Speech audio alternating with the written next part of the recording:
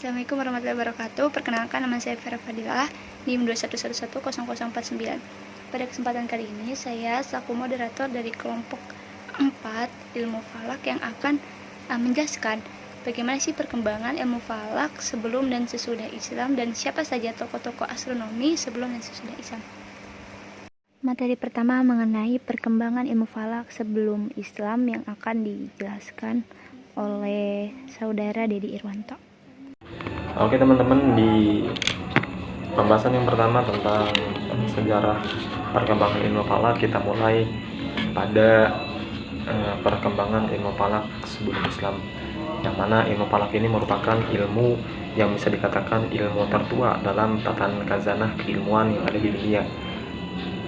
Selain dari ilmu kedokteran, kemudian ilmu filsafat, ilmu falak juga atau ilmu astronomi juga masuk ke dalam ilmu yang dikatakan ilmu tertua yang ada di dunia. Sekitar tahun 4500 sebelum Masehi,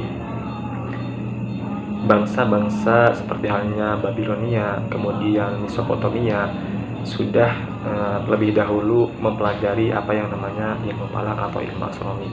Pada masa tersebut, ilmu falak atau ilmu astronomi digunakan untuk kepentingan sehari-hari, sehingga mereka menggunakan peredaran benda-benda langit seperti halnya matahari, kemudian bulan, dan juga bintang-bintang untuk keperluan sehari-hari, seperti halnya untuk keperluan cocok tanam seperti pertanian, untuk keperluan pelayaran, kapan dia harus melakukan pelayaran, kapan dia tidak harus melakukan pelayaran, seperti itu. Nah, adapun bangsa-bangsa yang juga ikut dalam mempelopori adanya ilmu falak di zaman sekarang, yang pertama itu peradaban falak pada bangsa Babilonia. Babilonia ini dikenal dengan negara yang kental akan hobi dalam bidang ilmu eksperimentalnya, sehingga pada masa ini banyak sekali penemuan-penemuan atau hasil penemuan terkait ilmu falak sendiri. Salah satunya yaitu mereka bisa menemukan besaran sudut sekitar 360 derajat yang pada saat ini, sampai saat ini kita kenal. Yang kedua, peradaban bangsa Yunani. Peradaban bangsa Yunani memang tidak terlalu fokus terhadap peredaran atau pergerakan benda-benda langit, tetapi bangsa Yunani juga ikut andil dalam perkembangan ilmu falak. Mereka berfokus pada penanggalan, sehingga ada satu penemuan yang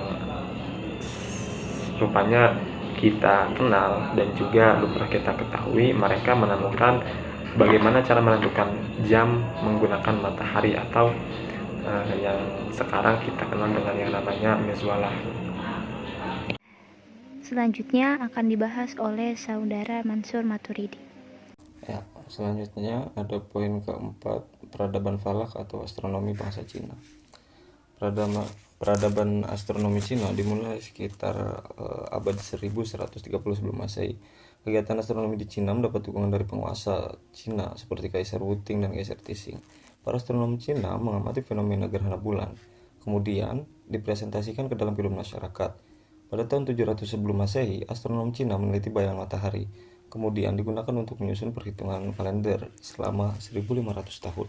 Kemudian pada tahun 350 sebelum Masehi, astronom Cina berhasil menetapkan lama umur hari dalam setahun selama 365 hari. Bangsa Cina kuno mencapai kemajuan luar biasa dalam peradaban ilmu falak astronomi.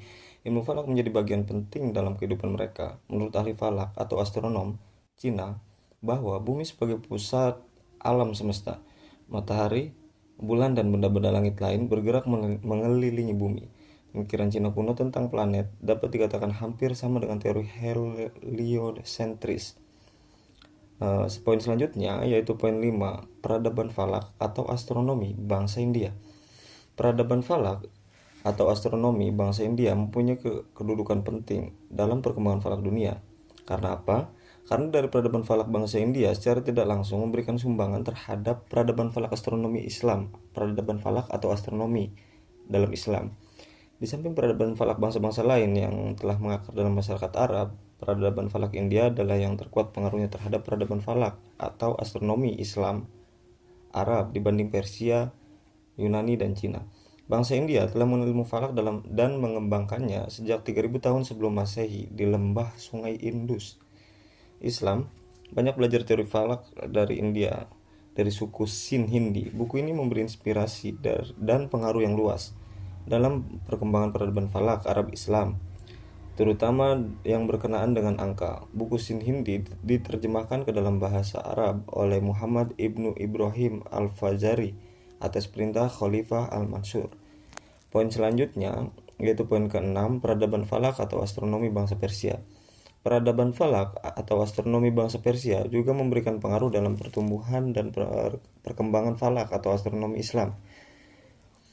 Bangsa Persia belajar falak dari peradaban bangsa India. Di samping bangsa-bangsa lain, peradaban falak Persia dapat ditemukan pada penggunaan istilah falak atau astronomi yang dipakai dalam peradaban falak astronomi Islam sampai sekarang, seperti Zag. Banyak buku-buku falak atau astronomi Persia dijadikan referensi oleh ahli falak atau astronomi Islam. Selanjutnya, poin ke-7. Poin ke-7, peradaban falak atau astronomi bangsa Maya. Penanggalan suku Maya yang terdapat dalam kalendernya mencatat adanya sistem galaksi tata surya. Sistem galaksi tata surya yang sedang mengalami siklus besar yang berjangka 5.200 tahun lebih. Waktunya dimulai dari tahun 3113 sebelum Masehi sampai 2012 Masehi. Berdasarkan perhitungan kalender Maya yang dimulai 3113 sebelum Masehi sampai dengan 2012 Masehi, bahwa pada tahun 2012 merupakan end of time. Ada beberapa pendapat atau pengertian tentang end of time. Pertama, pengertian perihal end of time. Poin pertama yaitu bumi berhenti berputar karena waktunya sudah berakhir. Poin kedua, pengertian perihal end of time, berakhirnya kehidupan dunia sebagaimana yang dipahami orang, berarti kiamat. Poin ketiga, pengertian perihal end of time, waktu sudah tidak berlaku, waktu seperti dalam kalender Maya.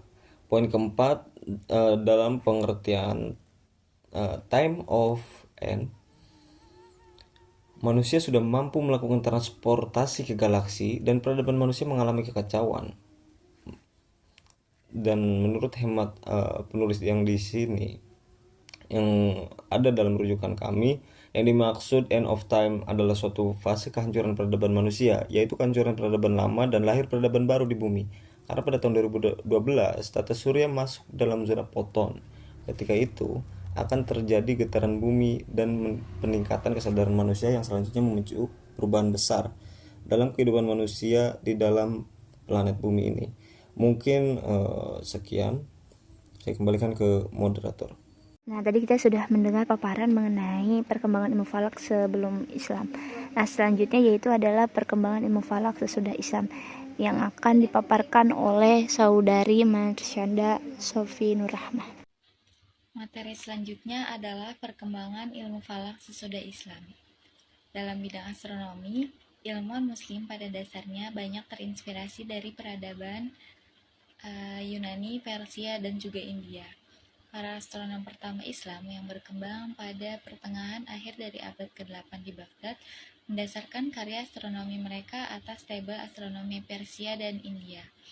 Karya astronomi terpenting yang masih terdapat dari Persia zaman pra-Islam ialah Ziki Sohi, yang dirancang sekitar tahun 555, semasa Raja Dinasti Sasania. Karya ini bagi astronomi Sasania bagaikan Siddhanta bagi bangsa India dan Almagest untuk bangsa Yunani. Ziki Sohi sendiri merupakan dasar aktivitas astronomi para astronom yang masyhur seperti Ibnu al-Naubah dan Masya Allah, yang berkembang selama pemerintahan al-Masyhur dan yang membantu membuat kalkulasi awal untuk pembangunan kota Baghdad, beserta beberapa naskah astrologi di mana dinasti Sasania menekankan tentang konjungsi Jupiter-Saturnus tersiar di kalangan muslim. Ziki Sohi merupakan warisan astronomi paling penting Persia Sasania dan basis paling awal bagi astronomi Islam. Kemudian pada tahun 771, satu misi India datang ke Baghdad untuk mengajar sains dan India dan membantu menerjemahkan teks India ke dalam bahasa Arab. 1 atau 2 tahun kemudian, Ziki al-Fazari terbit. Hal ini menjadi dasar tunggal sains astronomi hingga zaman Al-Ma'mun pada abad ke-9. Pada pertengahan akhir abad ke-9, pembinaan astronomi terus melaju dengan pesat. Di antara astronom yang hidup pada masa ini, yang paling menonjol adalah Al-Nairizi, Tobit bin Qurrah, dan Al-Batani. Observasi astronomi ini dilanjutkan pada abad ke-10 oleh tokoh-tokoh yang cukup menonjol seperti Al-Kuhi, Al-Sufi, dan Abu Al-Wafa. Abdurrahman Al-Sufi yang mempunyai nama lengkap Abu Ul-Husain Abdurrahman bin Umar, lahir di Rai tahun 903 dan meninggal pada tahun 986.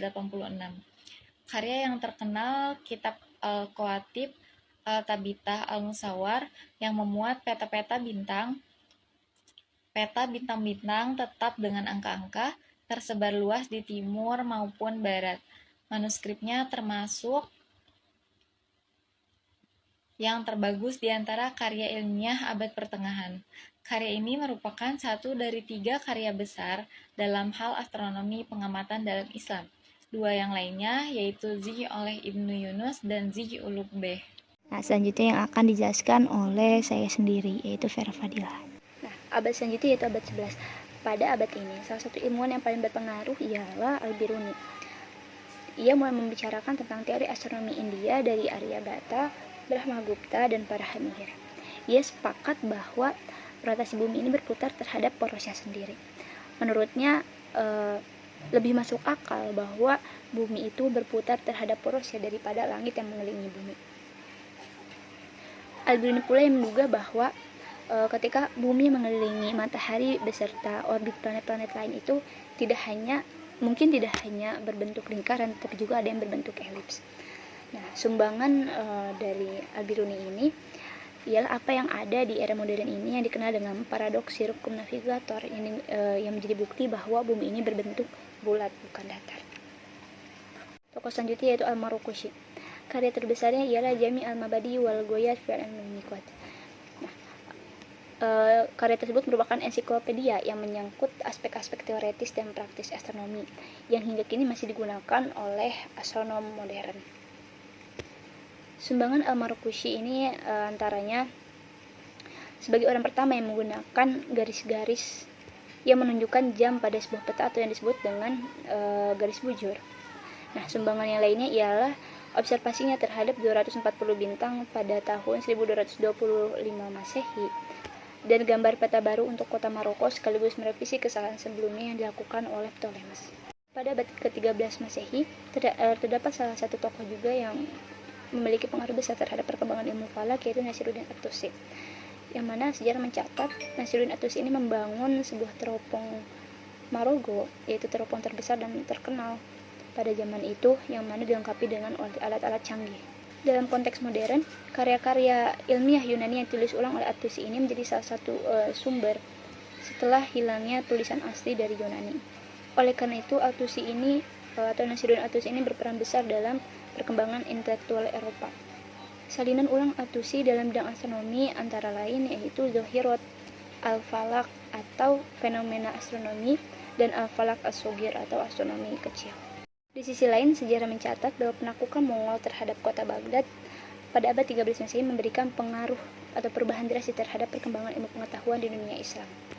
Penaklukan Baghdad ini menjadi menandai berpindahnya pusat kebudayaan dan ilmu pengetahuan dari Baghdad ke Kairo dan Damaskus.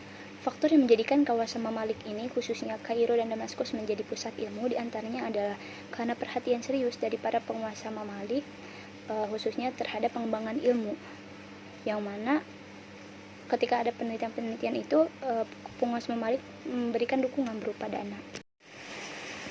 Selanjutnya yaitu pada abad ke-14. Pada abad ke-14 ini juga terdapat tokoh yang paling berpengaruh terhadap perkembangan ilmu falak, yaitu ada Ibnu Shatir. Ibnu Shatir membuat model untuk semua planet menggunakan kombinasi gerak melingkar sempurna, di mana tiap lingkaran ini berotasi secara seragam mengitari pusatnya. Ia juga mampu memecahkan persoalan jarak planet dan memberikan catatan lebih akurat untuk observasi. Di antara penemuan yang ia kembangkan yaitu adalah astrolabe.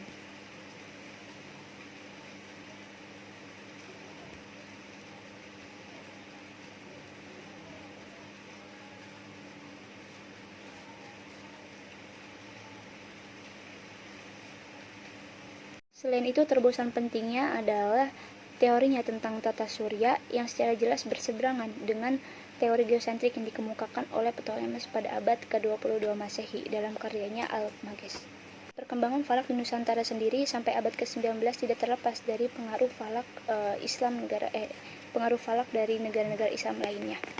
Di Sumatera, pengaruh falak Syekh Ahmad Khatib Minangkabau sangat mendominasi pemikiran falak generasi berikutnya.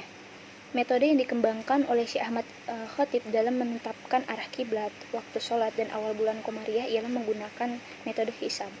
Hal itu dapat dilihat dari Syekh Jamil Jambek, Syekh Tahir Jalaluddin, dan Kiai Haji Ahmad Dahlan. Mereka itu adalah murid dari Syekh Ahmad Khatib Minangkabau.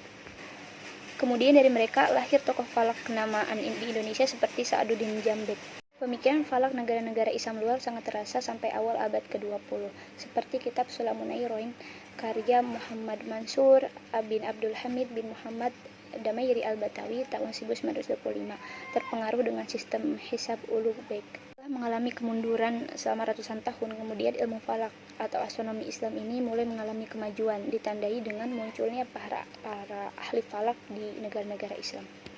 Walaupun jika dilihat jumlahnya sangat sedikit jika dibandingkan dengan ahli-ahli ilmu lain, termasuk di Indonesia.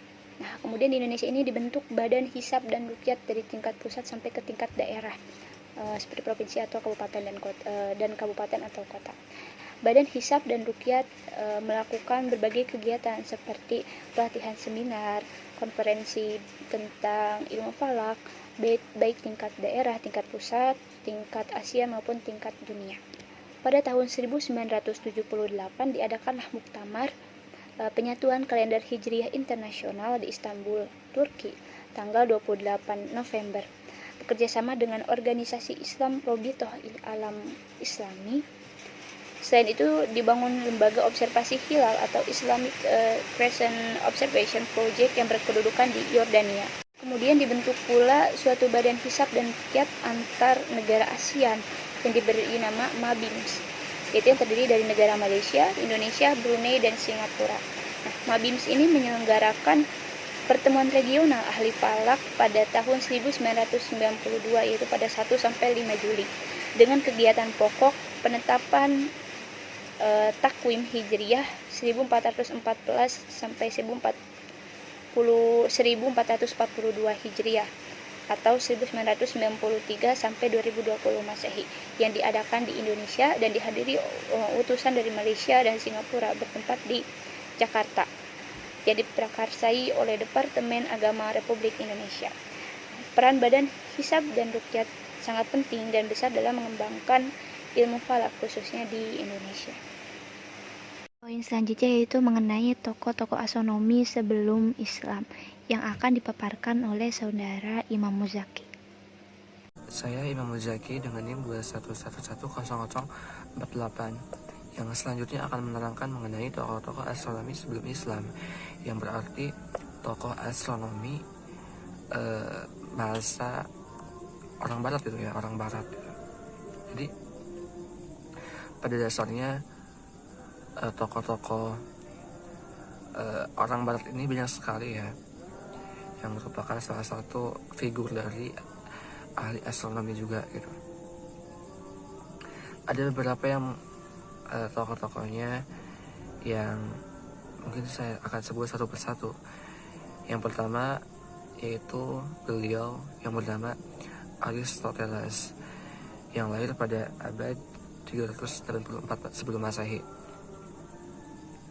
Beliau ini selain ahli astronomi dari barat ya khususnya, juga sebagai ahli filsuf gitu ya, yang pada zamannya ini pintar akan pengetahuan-pengetahuan yang berkaitan dengan astronomi, filsafat dan lain sebagainya ya. Yang kedua ada Thales yang lahir pada abad 625 sebelum Masehi. Beliau ini termasuk dari tokoh yang paling pintar mengenai pengetahuan astronomi dalam kurung falak gitu ya. yang beliau ini pintar dalam ahli astronomi dan juga politikus yang mengungkapkan tentang berbagai pengetahuannya yang khususnya ya dalam ilmu perbintangan. Yang selanjutnya, yang ketiga adalah Pythagoras yang lahir pada abad 580 sebelum Masehi. Dia ini lahir di Kroton ya. Nah, Pythagoras ini banyak sekali ya ahli-ahlinya, terutama dalam bidang astronomi dan juga dalam bidang matematika.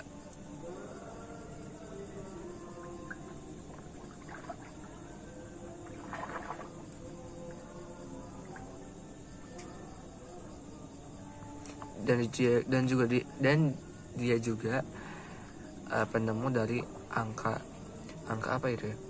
Angka ganjil dan angka genap ya, yang selanjutnya pintar mahir akan ilmu falak ini. Yang keempat ada Hipparchus yang lahir pada abad 190 sebelum Masehi.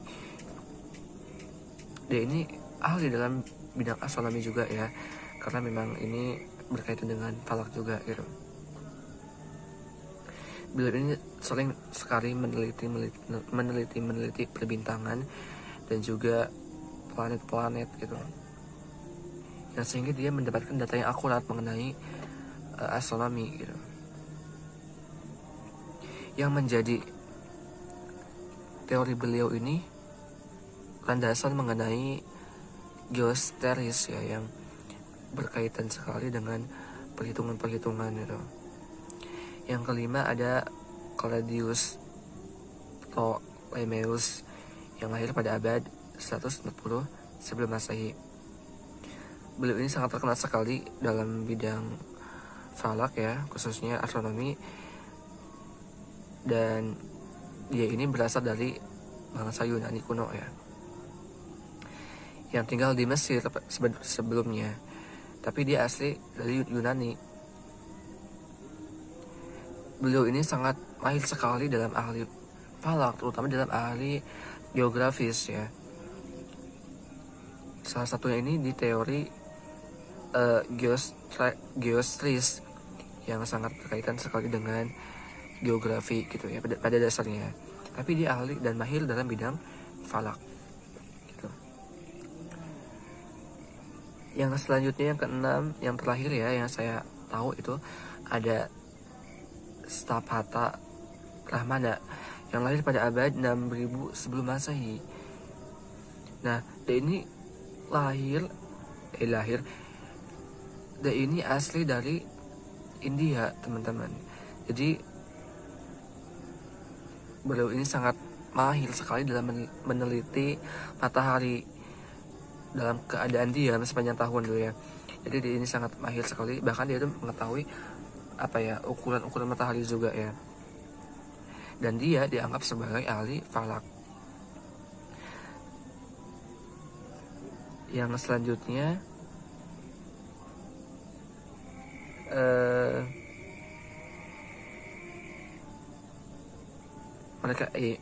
yang selanjutnya dia ini dari bangsa India ya, yang meyakini bahwa bumi adalah sebuah daratan. Jadi bumi ini darat, bukan bulat gitu. Dia tuh berpikiran seperti itu ya. Tapi itu pemikiran beliau gitu ya. Yang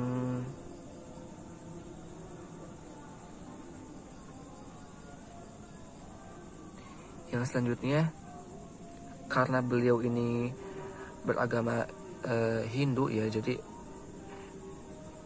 berpikiran bahwa bumi ini adalah daratan yang berangsur di atas panggung gajah raksasa.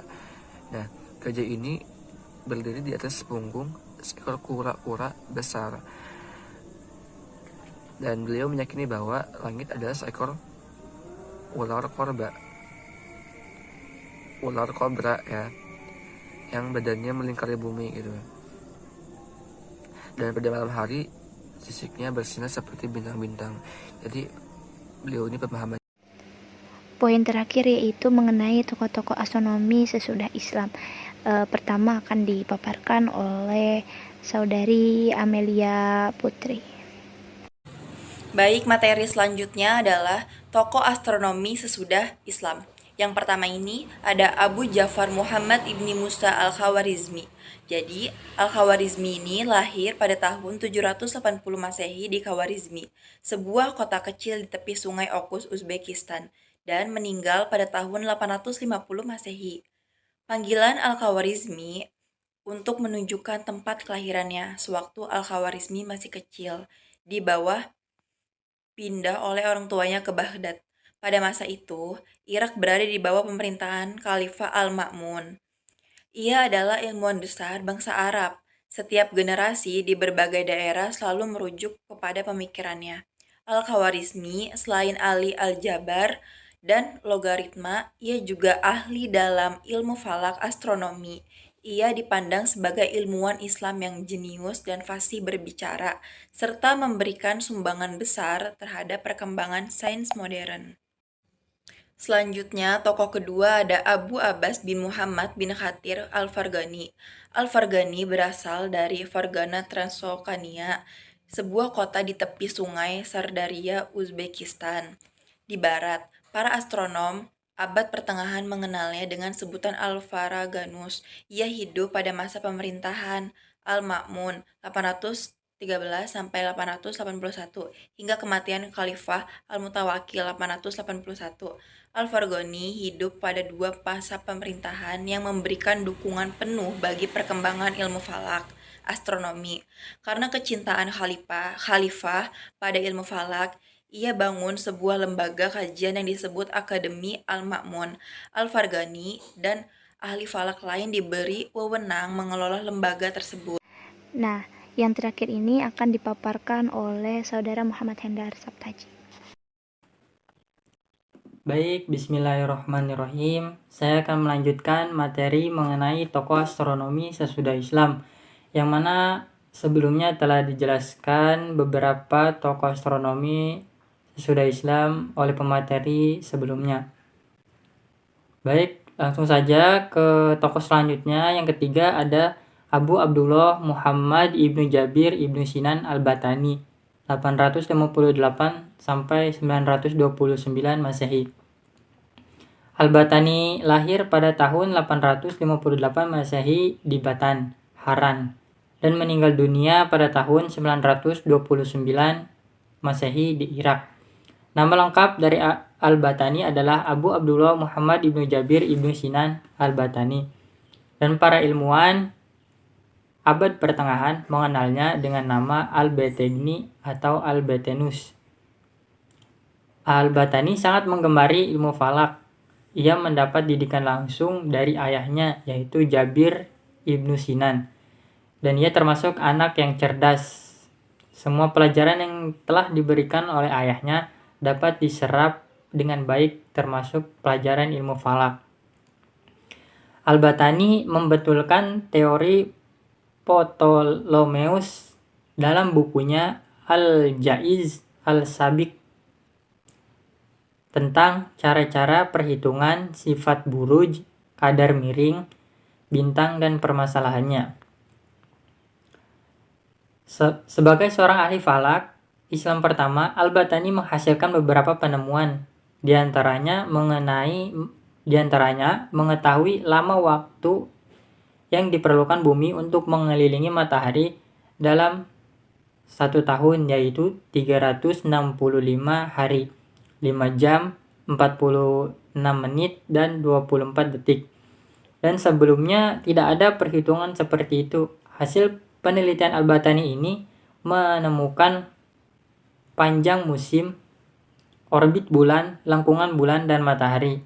Al-Batani adalah satu-satunya ahli falak astronomi yang mampu menggambarkan ukuran matahari dan bulan secara akurat. Dan untuk tokoh selanjutnya ada Abu Ja'far ibnu Muhammad Abu Mas'ar al-Bakhwi. Abu Mas'ar al-Bakhwi lahir di Baikh, terletak sebelah timur Khurasan.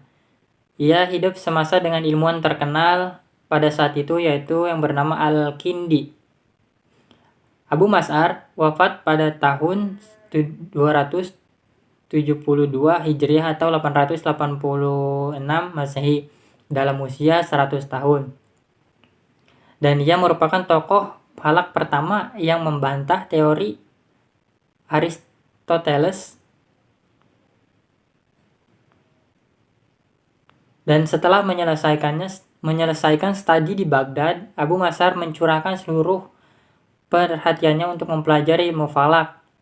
Ia menguasai astrologi yang bermuatan sains. Dan salah satu hasil penelitiannya tentang benda-benda langit adalah menemukan bintang berekor panjang atau yang sekarang bisa disebut komet Halley. Dan seorang ahli falak, Abu Mas'ar menghasilkan beberapa karya. Yang pertama, Al-Mahal Al-Kabir, Ilmu Nujum, buku pengantar ilmu astrologi. Dan hasil karya Abu Mas'ar sangat mempengaruhi para ilmuwan di timur dan di barat. Pada abad pertengahan, ilmuwan Eropa mempelajari hukum pasang surut air laut dari buku Abu Mas'ar. Menurutnya pasang surut air laut sebagai akibat pergerakan bulan terhadap bumi.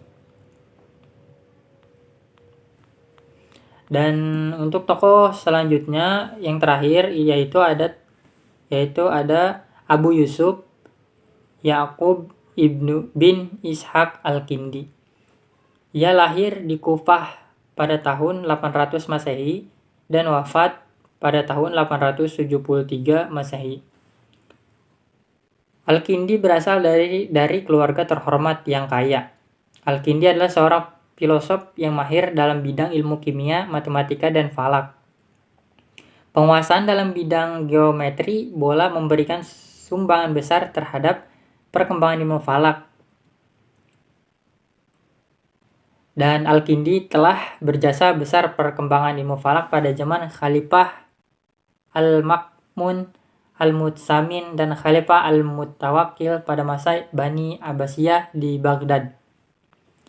Al-Kindi meninggalkan sejumlah karya yang sangat berharga, diantaranya buku ilmu falak 16 buah, aritmatik 11 buah, dan geometri 32 buah. Pemikiran Al-Kindi turut mewarnai pemikiran masyarakat barat sehingga ia dikenal dengan sebutan Al-Kindus. Mungkin itu saja materi tentang tokoh astronomi sesudah Islam. Kurang lebihnya mohon maaf. Sekian dari kelompok 2, kurang lebihnya mohon maaf. Wassalamualaikum warahmatullahi wabarakatuh.